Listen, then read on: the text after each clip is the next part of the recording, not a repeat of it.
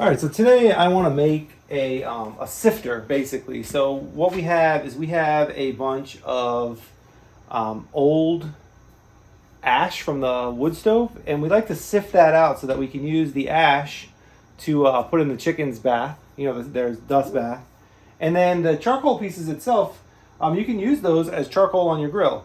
So we plan to use some of that for that, and then some of the medium-sized stuff we'll just throw in the garden bed, and just have it as biochar. You can also use this for sifting your compost if you have big pieces of wood or whatever in it. You're going to kind of just create a box. So what I did is I just went out and I grabbed some scrap pieces from my pile of scrap wood. You can see like they don't all match. This is some trim that I had. Another piece of trim that got wet on the bottom. It's kind of ruined. And then a piece of like just regular old MDF, right? Or that's particle board, I guess. And yeah, so you're just going to make a box. And really what the goal is to make this box, get it square. And then we're going to put a 1/4 inch hardware cloth on the bottom. I'll show that in a little bit here. Basically, all we have to do is get some corner clamps on. Doesn't have to be perfectly square, right? This is just something that we're going to use in the garden, so it's not perfect. Doesn't have to be perfect. But we're going to get some corner clamps on, drill a couple of pilot holes, stick these in there, and then get it square. And then what we'll do is we'll flip it over. We'll get the hardware cloth. We'll roll the hardware cloth out, cut it so it's the right size, and then staple it on. And basically what that gives us is the ability to shake this box with the hardware cloth on the bottom to keep all the big pieces on the top and let all the dust and the smaller pieces fall through. So we'll put a bucket or a bin underneath of it when we're doing that, and that would catch the dust and the small particles from the wood ash, right? And that way we can use that in the dust bath for the chickens. And then the bigger pieces will stay up here and we can do something with those. So I'm going to get started on that. We're going to pre-drill, get it all set up, get it put together, and, then move on to the next step. I don't know if you've used these before, but they're just regular old corner clamps. You basically unscrew one, unscrew the other, and then you set the piece of wood in here, like so, and it makes a perfect 90. We're just going to move these ones out of the way. And you can just move that around if you want to. I do like this one a little better than these ones. These ones are similar, but a little bigger and clunkier. This one you can kind of set flat on a surface, and I do like that. So we'll do that. We'll get it in here, get it lined up, like so. Yeah, and then you just kind of screw the clamp down. And what it does is it holds the two pieces of wood in place so that they can't move, and you end up with a perfect square corner. Or a close to perfect square corner, right? This is an inexpensive one, so I'm sure it's not absolutely perfect, but it's close enough. So yeah, then just make sure the ends feel like they're butted together, and then screw this one in. And then once again, feel the edges to make sure they're straight. Give it a tighten, give this one a tighten. And basically, you can take a look here. What it does is it just creates that angle. So we've got a nice angle there, 90 degrees. So we can take this now and we can drill some holes into this, and we can then put 2 screws through and it'll hold.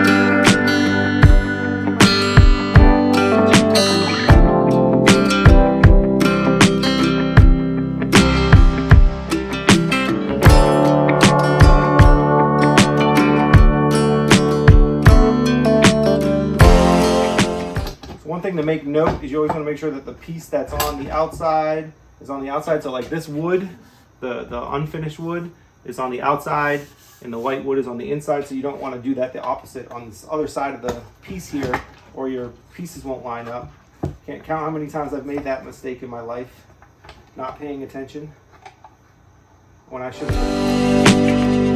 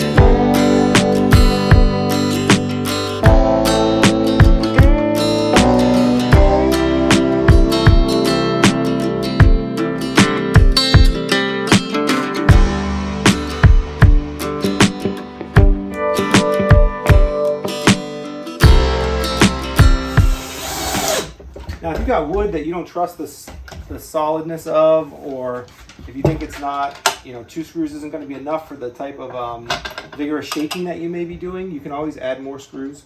I'm just going to be sifting stuff on top of the bucket. So most of the work that I'm going to be doing is actually up here. I'm going to be sifting through the item. I'm not going to be shaking it, violently too often. So I'm not really concerned about it, but if you were, you could do that. And you could also put bracing maybe this way, so put a small piece of wood in this direction here. And if you did that, that would give you a little more brace so that you could stop it from racking. I'm not concerned about it, but if you were, you could do that. You could also cut little triangles from some scrap wood and just screw those in there, and that would give you some corner bracing and also stop it from racking. But like I said, I'm not overly concerned about it for my use. All right, I'm gonna go get the hardware cloth. We'll flip this over. We'll get it ready to put some hardware cloth on it. I will restart the video here in 1 second.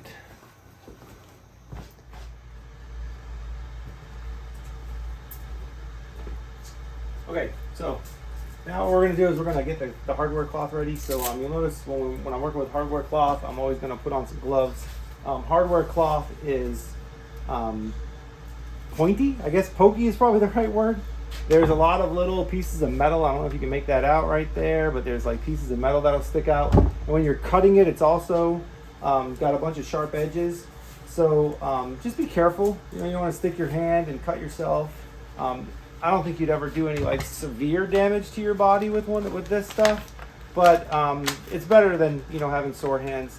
As I mentioned earlier, this is 1/4 inch mesh, basically hardware cloth that we're going to use, and we're just going to cut a piece and roll it across, measure it out, and then we'll cut that to the length, and then we'll cut it to the width, and then we'll staple it on the bottom. The goal once again is to get a good base here so that we can shake whatever we're going to shake through it, and anything smaller than a 1/4 inch will fall through, and anything bigger than a 1/4 inch is going to be like pieces of bark if you're doing compost or potting soil. Pieces of sticks and twigs or whatever will stay in there, and you can throw those out or throw them back into your compost pile. And when we're doing the wood ash, we want to get all the pieces of charcoal out and just leave the ashes behind. So so basically the way this usually comes is wrapped. It'll have tape around it, and you can just pull that tape off. And then these rolls are almost always rolled with a piece of wire. So what you have to do is find the end of the wire and then just kind of start untangling from that point. And then when you find that, it's going to kind of bounce back at you. So be careful as you're doing it, because it will bounce back at you, and it can poke you as you're in the process of doing it. But so basically it just unwinds like that. And then in a second you'll see it. So he's already grabbing my shirt. As I loosen this up and pull this piece of string out, and it's going to be wrapped on it. See how that popped like that? It'll pop out, and as it loosens, and the pressure comes off of it. So just go ahead and pull that piece of wire out, and you can save this wire. This is actually good for baling stuff. If you need to tie things together, this wire is really good for that. So I do usually save this wire. It does work very well for tying things up later. And then this is just a roll of, think of it like a little roll of fencing or whatever. There's nothing special that you got to do with it. I do find that if you bend it a little bit away from the roll, so the opposite direction of how it was rolled, it'll be easier to kind of work with. So yeah, just kind of get a guesstimate of how far you want it to go. I'm going to be careful to not break my insulation there, or the vapor barrier. And then just kind of drop it over the edge there. And it's grabbing my gloves like crazy, which is why you definitely want to wear gloves. To do it, as a temporary holding, just kind of bend it down and then make a mark. You don't have to do anything fancy here. Just make a mark so that you can start your cut. I usually come down and I'll do it on both sides so that whatever side I start cutting on can follow through. The next thing that you want to do is grab a pair of shears. If you have a thin bit on like your grinding tool, you could use that too. I'm not going to use the grinding tool today though, because I'm inside in the basement. But if you have some shears like these, they work great.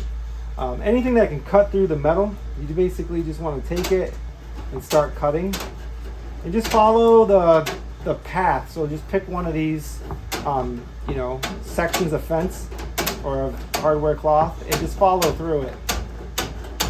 This is also where having gloves is good. If your fingers were not protected right now, these little pieces on the end would be dragging across your fingers and cutting them. I know that from experience. So yeah, and then when you're done, you can see it's already breaking there. You just set this to the side. You know, you're gonna have more than you need. These come in, I think this was a 10-foot roll. You buy those in much bigger or much smaller. I don't know if they come in much smaller, but much bigger rolls than 10 foot. Now basically at this point, we're getting close to where we need it to be. We're gonna wanna get this flat and then kind of bend it straight. So you're gonna wanna bend it down a little bit along the edges, flatten it out, and get it as flat as you can. You don't want, it doesn't have to be perfectly flat, but you don't want a ton of give in it. You know, you don't want wrinkles everywhere because then your sifting won't go smoothly. So yeah, we're just gonna do like that. And sometimes what you can do is you can cut this to fit if you wanted to. I actually might just leave it and just cut a corner here, cut a line up the corners and just fold them over because it'll give me some more room to staple to in the future should I need to add more staples. Yeah, I'm gonna go find my stapler. I thought I had it here, I guess I don't. Let me pause the video for a second and go find my stapler. So basically I've got my stapler ready to go. I'm gonna use some of these T50 staples. You can use whatever size staples you have, you know, whatever your stapler holds is fine. I wouldn't worry about it too much. Staple them in, or set them in there. And then you're basically just gonna go around the edge and drive some staples in. You wanna do this, every few inches because you do want a nice good tight fit. You don't want it to be too loose. Just run around the edge. And then what we'll do is when we're done doing the edge is we'll bend these down and then we'll come around and we'll put some on the sides here too. And if those become a problem and start pulling at us or catching clothes or whatever, it's very easy to just go ahead and trim those off later if we want to. But I think we might be able to just use it the way it is. And you may end up with some staples that don't seat all the way, and that's fine. All you want to do is just grab a hammer and tap those in. So I'll do that here with these. And any ones that don't go all the way in, you can do that with. Just kind of run your hand over the top, feel where any that might be sticking out are sticking out. You shouldn't have to worry about anything sharp sticking you at this point. And it's pretty much been that, in my case here at least, the staples are not going in all the way to this nicer end trim wood, whereas this cheaper trim here and this particle board they went into very well. So that kind of makes sense, right? This wood is going to be softer than this wood. Okay, so I'm going to put my gloves back on because I'm going to work with this a little bit more. So get my gloves on, and then what we're going to do is we're just going to clip the edges of these guys so that we can bend them over like so. And then what we'll do is we'll fold one and we'll fold the other one, and they should fold over on each other. All right, so what I'm going to do is I'm going to cut the ends, cut a square basically off so that we don't have any overlap on the corners. Yeah, that seems to me like it might work better. So once again, I'm taking these up and I'm basically just cutting before the edges on both sides to ensure that we don't have any overlap on the corners there. I'll just fold down. This around. Same thing here.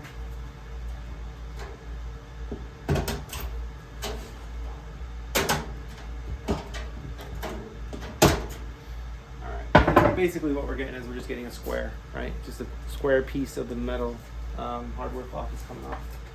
Okay, so now we can just bend these down like so and do it here. And then we'll stand it up on end and we'll staple a couple staples in there to hold these in place. Hopefully these are not super pokey and grabbing us. There's a couple things we could do. We could just cut them off if we wanted to, and that would also work. Or if you had a small piece of scrap wood, you could just put it over top of them and nail them on, and that would then, of course, hold those in place. I don't know if I'm going to need that or not, so for right now, what I'm going to do is just turn it on its side, and I'm going to staple them on. We'll see how it works, right? Giving this thing a try, and then seeing how things work is a good way to do it. I'm more of do a little less up front and then make a modification if I need it, then overbuild it at first. And just like I mentioned earlier, if some of the nails don't, I mean the staples don't go in all the way, it's a good idea to just go ahead and stick those down with a hammer. I'm going to go off camera here a little bit. I don't know if you can see that or not, but I'm going to do it off the floor just because it's kind of tall. Can't reach it. Okay, so there we go. Now this is pretty much ready. So what we need is a bucket, and then we need to get some wood ash. So I'm gonna pause this video and take you up to the garage because we have a bucket in the garage, and I have bags and bags of wood ash up there that I need to take care of. So we'll go get that set up, and then we'll come back and finish this video up. Okay, so we got the bucket out here. I'm gonna do this outside because it's super dusty. But I got the bucket. It's just a standard bucket that you can buy at like Home Depot or Lowe's. Or we got these at Costco, I believe. We're gonna put this on top. And this is kind of the size that I built it to so that it would cover the top. I'm sure you can see that, but it covers it. So we're just gonna dump some wood ash on there. I got bags and bags. We store these outside. We don't like to put hot coals anywhere that could possibly catch the house on fire. So we put our coals in a bag, and then we set the bag outside just in case anything happens for a couple days. Plastic bags work good for that, so we use these little white garbage bags. There probably is a better way to do that, but we don't mind using some of these bags. We're just gonna pour it on top, and then using a gloved hand, or like I said earlier, you could shake it if you wanted to. You can just kind of push this through. And what's happening is all the dust is falling through and all the ash is falling through, but all the charcoal is staying on the top. So run this through. And it's a pretty quick process. At the end here, we'll just go ahead and just give it a shake. And I should be able to show you what this looks like. So here's what we got left. Just a bit of, charcoal pieces, right? So this is from the bottom. So that's just hardwood charcoal, right? Nothing fancy there. And then inside, you can see we have all of the ash. So this is what you're gonna put in your chicken coop because it's very fine. It's pretty much a dust. And the chickens love taking a bath in dust. It's really good for them, keeps the mites away. And you can buy things like diatomaceous earth to put in there, but we have an abundance of wood ash, and I like the fact that this is a purely natural product that just comes from hardwood, logs that we've burnt in our house. I know exactly where this came from. I know that there's nothing crazy in there. It's maple, oak, no softwoods, so maybe some beech, some yellow birch, that kind of stuff, all hardwoods. And we know exactly where it came from, and it's free. So we use this to put in our chickens' dust bath. They really like it. They're healthy. We've had the chickens for a while now. We've never had a mite problem. I really do think it's because of the wood ash. Before we had a wood stove, we had a friend that would give us some, so that was great. But now that we have a wood stove, we're gonna continue to make our own. What my goal is here is to hopefully get this bucket full. We have several of these bags over here that I can dump out here today, and then I'll put some in the chicken coop. They'll be happy with it. Mix this with about 50-50 of this and sand, and it's a perfect chicken bath for them, a dust bath. Otherwise, they'll go find other places to go take a dust bath. They probably still will, but this is really good for them. All right, well, that was a simple, use some scraps, make something of it. The only thing I had to buy was some hardware cloth, which was not expensive. And really, I could have probably scrounged around and found a piece small enough, or asked around to some neighbors. But I was at Lowe's. I figured I'd just grab the roll. It's a little easier. But still, we're talking about just a few bucks to get some hardware cloth, put this together with a couple screws, and now you can sift out your wood ash. And as I mentioned before, this is also terrific for your potting soil or your compost, whatever you're going to be sifting through if you want to put it for your potted plants or into your beds or something. If you want to make sure there's no big pieces, specifically if you're doing like seed starting or for potted plants, you really don't want big chunks in there. It's not great for the plants to have all that big chunks in there. So you can sift these out. And then, like I said, throw them in your compost bin or some other place, right? All right, well, thanks for watching. If you like this content, please give us a thumbs up. We'd really appreciate it. Subscribe to the channel, and you can find out, what we got going on, things that we're building, how we're taking care of the animals. We're going to be doing a ton of gardening this year. So yeah, subscribe to the channel, give this a thumbs up, click the bell after you subscribe, and you'll get notified when we make new videos. And I hope everyone has a great day.